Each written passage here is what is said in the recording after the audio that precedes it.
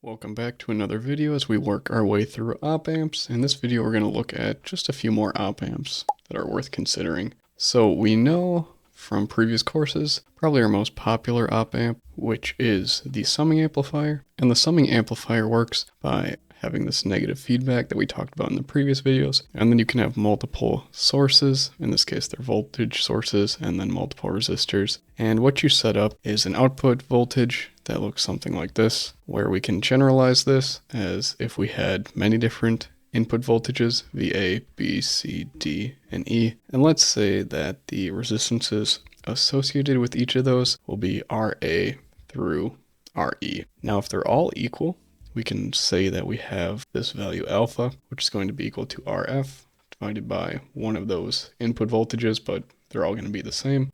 And in the case of the circuit down below, that value is going to be equal to 1/5. But we can then say our output voltage is equal to minus alpha, then multiplied by the sum of all of these input voltages. Down below, right here, what we've built is the summing amplifier. What we have from the bottom up, we have a pulse function, so it's just going to be one pulse of a square wave with an initial voltage of 0, an amplitude of minus 5 volts. The delay time is going to be 1 second with a rise time of 1 millisecond, a fall time of 1 millisecond, and it's going to be on for 1 second. And then we're really going to change the delay time and the duration time with each of these voltage sources. So this first one right here, that's just this pink value right here, and then our output is going to be this gray value. Now our third input voltage, it starts at 5 seconds, but it has a duration of 2 seconds.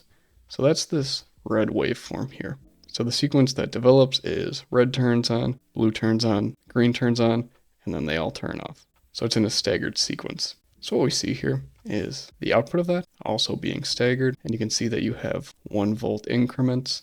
And again, you see the jumps occurring at each one of these intervals where another voltage source turns on. So that's how we can stack up and have that summing effect. Now, we don't need to just use pulse functions or steps or DC voltages for the summing amplifier. We can do some kind of wave mixing with AC signals. Here on the left, we just have 2 AC signals, and those are represented by these waveforms here. So if we have that alpha value, and then obviously it's inverting from the equation above, we combine these 2 waveforms. Our op amp gives us a waveform that looks like this.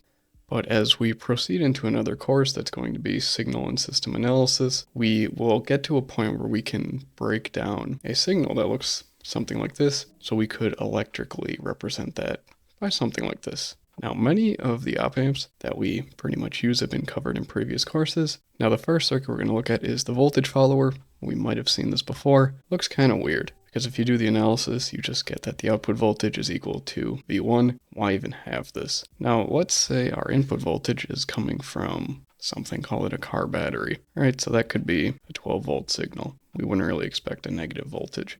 It might actually be even higher, something along the lines of 13.5 to 14-ish volts. But nevertheless, we don't want to plug 12 volts directly into something like a microcontroller that might only accept a 5 volt input. The next circuit we can look at is the integrator op amp. Now, in the integrator op amp, we have a resistor and we have a capacitor. The capacitor is the negative feedback element. Up until now, I think we've only looked at resistors in this course as the negative feedback element, but what happens if we have a capacitor? Do the rules still apply? Yes.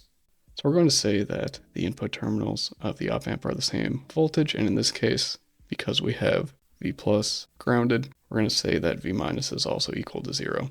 Now we can do some quick maths and say that the output voltage is equal to this term here. And what we can see here is that we have an integration of the input voltage. Now if we simulate this, and let's say that our input voltage is 0.1 sine of t, would we expect the output voltage to be equal to this? We can move on to our last op amp we're going to consider, and that's going to be the Schmitt trigger op amp. Now notice here in this circuit, we have positive feedback. So we're not going to say that the input terminals to the op amp are equal to each other. And we're going to set up a KCL around V plus right here. So we're going to say that V in minus V plus divided by R1, this term here, that's going to be equal to V plus minus our output voltage divided by RF. So we're going to set up a KCL that looks like this. Now we're going to ignore any current that might go into these terminals. We're going to assume that that input impedance is relatively high, or disgustingly high for this case. Now, how the Schmitt trigger works is, well, we know if we have positive feedback that any difference in the differential input voltage, it's going to want to shoot you to the moon, and your saturation or supply voltages will be the thing limiting you.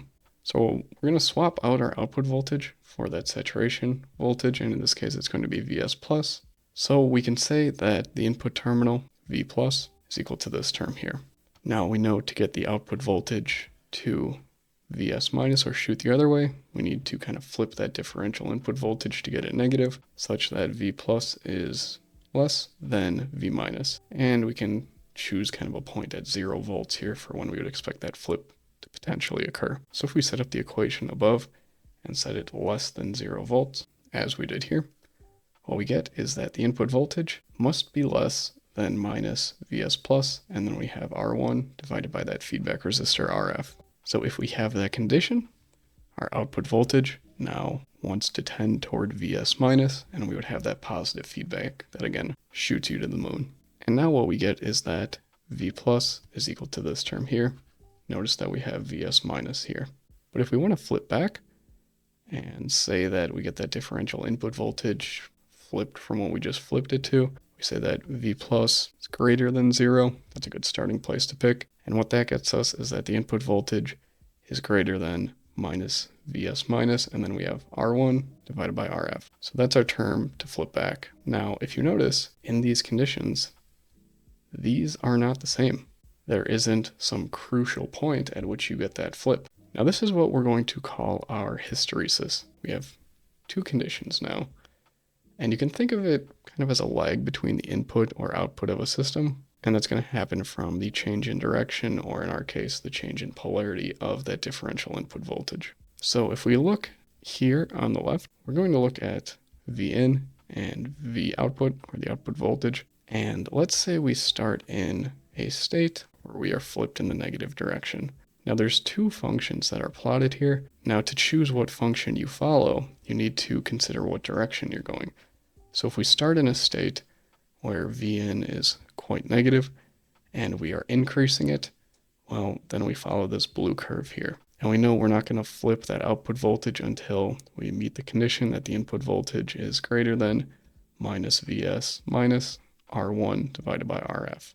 But once we do that, we shoot up, and now our output voltage tends towards Vs plus.